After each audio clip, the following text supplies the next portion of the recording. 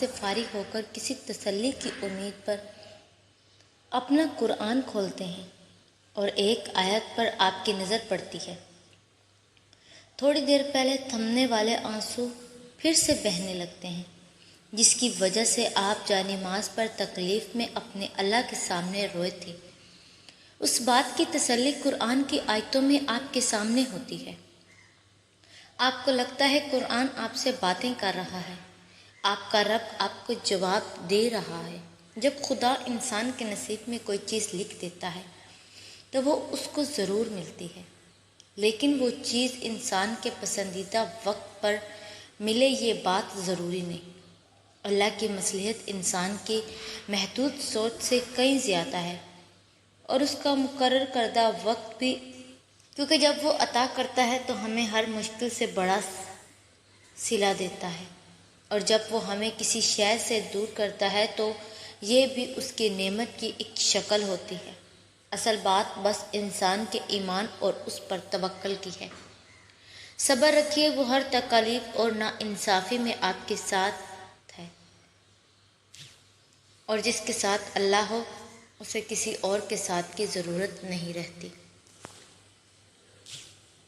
ہم ہمیشہ سوچتے ہیں کہ سامنے والے شخص نے ہمارے ساتھ برا کیا ہے، اس لیے ہم اسے معاف نہیں کر پاتے، حالانکہ در حقیقت ہم خود کو معاف نہیں کر پاتے۔ ہم ہر چیز کی سزا خود کو دیتے ہیں، پھر زندگی مشکل لگنے لگتی ہے۔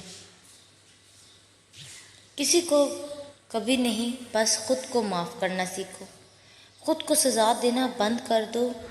جب تک خود کو معاف نہیں کرو گے تب تک غم سے آزاد نہیں ہوگے، اس لیے خود پر رحم کرو۔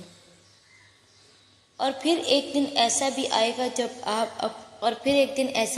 جب آپ اپنے بستر پر نہیں اپنی قبر میں اٹھیں گے، اور تب اس سے کوئی فرق نہیں پڑے گا کہ آپ نے مستقبل کے لیے کیا سوچ رکھا تھا۔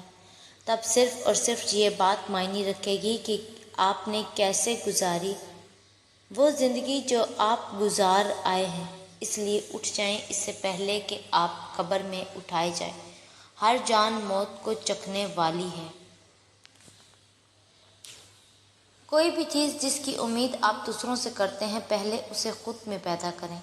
اگر آپ وفا چاہتے ہیں تو پہلے وفادار بنیے۔ اگر آپ مخلصی چاہتے ہیں تو پہلے خود مخلص بنیے۔ اگر آپ اچھے اخلاق کی امید کرتے ہیں تو پہلے اپنا اخلاق بہتر کیجیے۔ اگر آپ کسی اچھے شخص کی تلاش میں ہیں تو پہلے خود کو جانیے اور خود کو اچھا بنائیں۔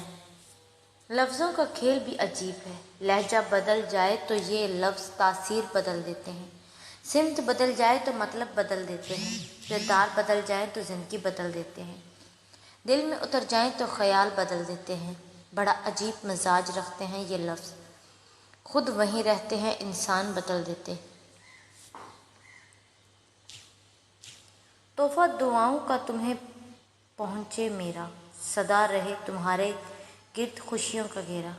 مسرتیں تمہیں عید کی مبارک ہوں، تمہاری زیست میں نہ آئے کبھی غموں کا پھیرا۔ آپ کو پتہ ہے سب سے بڑی مصیبت کیا ہے؟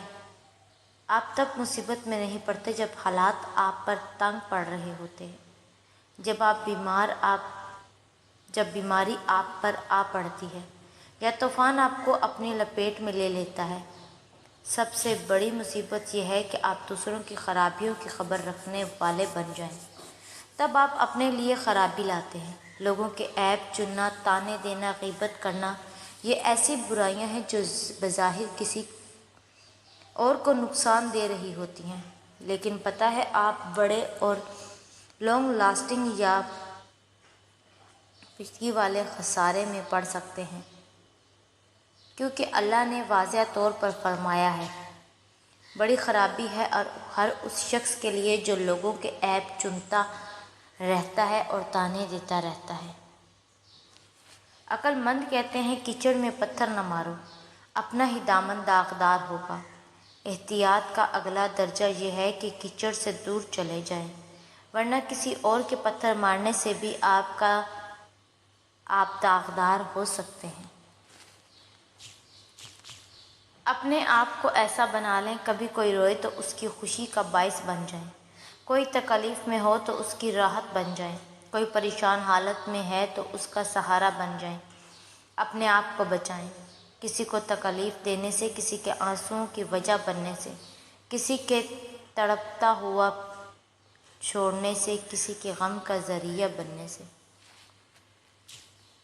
چپکے چپکے کسی کے کام آنا، محبت جتانا، کسی کو جگہ دینا، حوصلہ دینا، مصیبت میں کسی کے ساتھ ہونا، اپنی خواہش چھوڑ کر دوسروں کی پوری کرنا، یہ چھوٹی چھوٹی باتیں انسان کے لیے بہت سی دعائیں اکٹھی کرنے کا ذریعہ بن جاتی ہیں۔